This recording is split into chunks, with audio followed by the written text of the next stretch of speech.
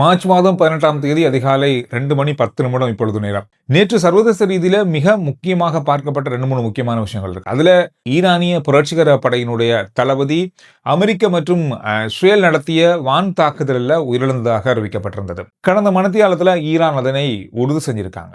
தங்களுடைய ராணுவ தளபதி உயிரிழந்திருப்பதாக உறுதி செஞ்சிருக்காங்க. அல் ஜசீரா மற்றும் பிபிசி செய்தி சேவைகளும் இதனை உறுதி செஞ்சு செய்திகளை வெளியிட்டிருக்காங்க.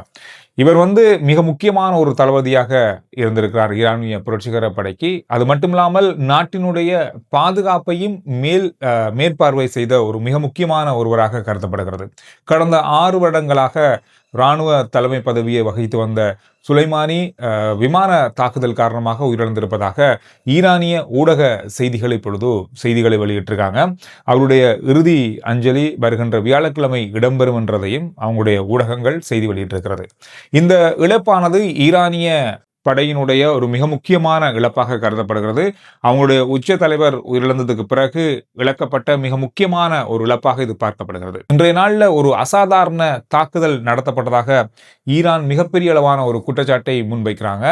ஈரானுடைய அணு மின் உற்பத்தி நிலையங்களுக்கு அருகாமையில் விமான தாக்குதல்கள், ட்ரோன் தாக்குதல்கள் நடத்தப்பட்டிருக்கிறது. இது ஒரு மிகப்பெரிய ஒரு கண்டனத்துக்குரிய விஷயமாக ஈரான் செய்திகளை வெளியிட்டிருக்காங்க. குறிப்பா சர்வதேச விதிமுறைகளுக்கு அப்பால் சென்று இந்த தாக்குதல்கள் நடத்தப்படுகிறது. அதாவது அணுமின் நிலையங்கள் அல்லது அணுமின் நிலையங்களுக்கு அருகாமையில் தாக்குதல்கள் நடத்தப்படக்கூடாது என்பது சர்வதேச ஒப்பந்தம். எனவே இதை மீறி இப்பொழுது இந்த தாக்குதல்களை இஸ்ரேலும் அமெரிக்காவும் நடத்துவது என்பது ஒரு மனிதாபிமானமற்ற முறையான ஒரு தாக்குதல். இந்த அணுமின் உற்பத்தி நிலையம் ஈரான்ல 2011ஆம் ஆண்டு நிறுவப்பட்டிருக்கிறது. எனவே இந்த அணு உற்பத்தி நிலையங்களுக்கு பக்கத்துல தாக்குதல் நடத்துறது, அதுக்கு மேல தாக்குதல் நடத்துறது என்பதெல்லாம் மிக கொடுமையான விஷயமாக பார்க்கப்படுது. பல நாடுகள் இப்பொழுது இது தொடர்பாக விமர்சனங்களை வெளியிட ஆரம்பிச்சிருக்காங்க.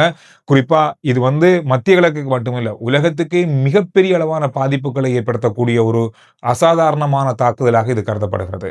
ஈரான் இன்னும் ஒரு முக்கியமான விடயத்தை சொல்லியிருக்காங்க. அதாவது இந்த ஹார்முஸ் கால்வாய் முன்பு, அதாவது இந்த போர் நடக்கிறதுக்கு முதல் இருந்த அந்த சூழலை இனி திரும்ப பெறாது. காரணம் சொன்னா, இப்பொழுது இந்த இடம் ஒரு போர் சூழல் கொண்ட இடமாக மாறி இருக்கிறது. எனவே இதனால முன்பு இருந்ததை போல ஹோர்முஸ் கால்வாயை நாங்க திருப்பி பெற முடியாது. ஒரு பதட்டமான ஒரு போர் சம்பந்தமான இடமாகவே இது இருக்கும் அப்படின்றத அவங்க சொல்லியிருக்காங்க. இது ஒரு பேசி தீர்க்கக்கூடிய விஷயமாக இருக்காது அப்படின்றது தான் இதுல இருக்க விஷயம். பல இடங்கள்ல அப்படிதான் பேசப்படுது.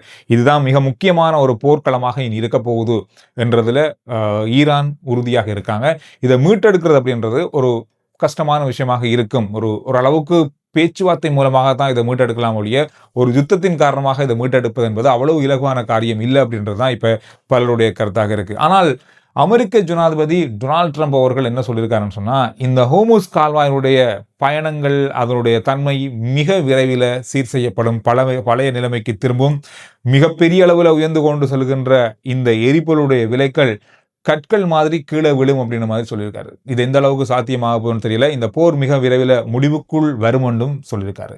இந்த யுத்தம் தொடர்பாக பலதரப்பட்ட ஆய்வுகளையும் எதிர்ப்புகளையும் சொல்லக்கூடிய பலருடைய கருத்துக்கள் இன்று வெளியாகி இருக்கிறது. முக்கியமாக இந்த கருத்துக்கள்ல மத்திய கிழக்கு நாடுகளையும் இந்த போரில் இழுத்து விடுவதற்கு, அல்லது மத்திய கிழக்கு நாடுகளும் இந்த போர்ல இணைந்து கொள்வதற்கான வாய்ப்புகளை உருவாக்கும் ஒரு நகர்வு இப்பொழுது நடந்து கொண்டிருப்பதாக எதிர்ப்பு கூறப்படுது.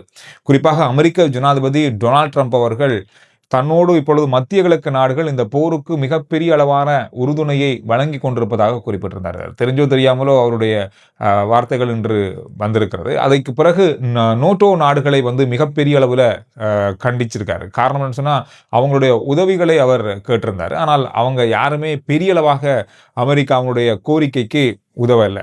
அதனால அவங்க மீது மிகப்பெரிய அளவான கண்டனத்தையும், இனிமேல் அவங்களுக்கும் எங்களுக்குமான உறவுகளில் பெரிய அளவான விரிசல்கள் ஏற்படலாம் அப்படின்றதையும் அவருடைய அறிக்கையில, அவருடைய உரையில, ஊடக சந்திப்பில் வச்சு சொல்லியிருந்தார். எனவே ஈரான் ஏற்கனவே ஒரு விடயத்தில் உறுதியாக இருக்காங்க. அமெரிக்க படைத்தளங்கள், அமெரிக்காவுடைய விமான படைத்தளங்கள், அவங்களுடைய கேம்ப் எல்லாமே மத்திய கிழக்கு நாடுகளுடைய முக்கியமான பகுதிகளில் இருக்கு. இதெல்லாமே அகற்றப்படும் வரைக்கும் தொடர்ச்சியாக அந்த நிலைகள் மீது ஈரானுடைய ட்ரோன் தாக்குதல்கள், ஏவுகணை தாக்குதல்கள் தொடரும் அப்படின்றத ஏற்கனவே அவங்க சொல்லி வராங்க. எனவே இந்த அமெரிக்காவுடைய படைத்தளங்கள் இங்கெல்லாம் இருக்கும் வரைக்கும் இந்த தாக்குதல் தொடரும் அப்படின்றதான் உண்மை. இதுவரைக்கும் மத்திய கிழக்கு நாடுகள்ல கடந்த 28ஆம் தேதி முதல் இன்றைக்கு வரைக்கும், மார்ச் மாதம் 18ஆம் தேதி வரைக்குமான காலப்பகுதிக்குள்ள கிட்டத்தட்ட மத்திய கிழக்கினுடைய நாடுகளுடைய எல்லா நாடுகளுக்குள்ளேயும் ஈரான் 2000க்கும் அதிகமான ஏவுகணைகளை ஏவுகிறது. மிகப்பெரிய அளவான தொகை அப்படின்னு சொல்லப்படுது. பல ஏவுகணைகள் 99% ஏவுகணைகளை மத்திய கிழக்கு நாடுகளுடைய தடுப்பு வான்பரப்பு தடுத்திருக்கிறது. இருந்தாலும் பல இடங்கள் அது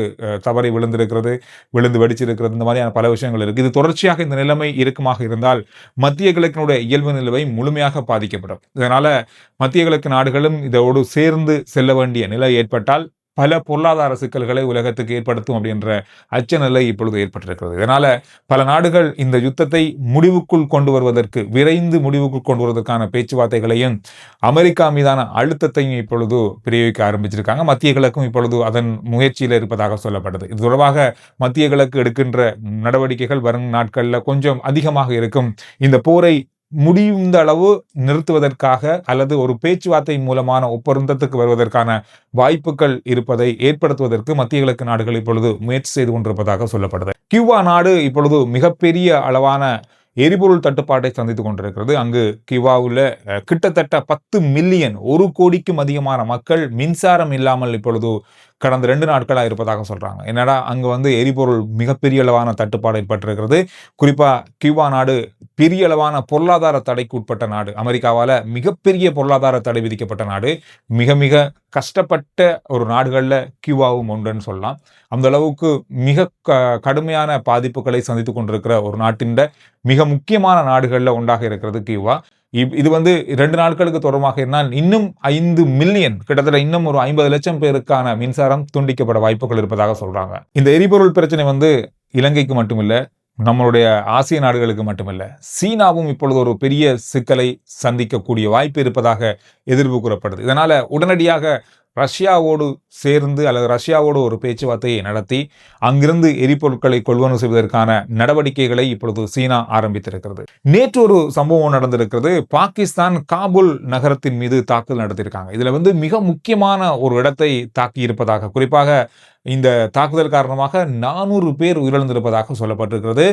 இவங்க தாக்கிய இடம் போதைப் பொருளால பாதிக்கப்பட்டவர்களை புனர்வாழ்வு வழங்குகின்ற ஒரு மையத்துக்கு மீது தாக்குதல் நடத்தியிருக்காங்க. இதனால 400க்கும் அதிகமானவர்கள் உயிரிழந்திருக்காங்க, பலர் காயப்பட்டிருக்காங்க. ஆனா பாகிஸ்தான் இதை முற்றுமுழுதாக மறுத்திருக்காங்க. நாங்க இராணுவ தளங்கள் மீது தான் துல்லியமாக தாக்கினோம் அப்படின்றதுதான் அவங்களுடைய கருத்தாக இருக்கு.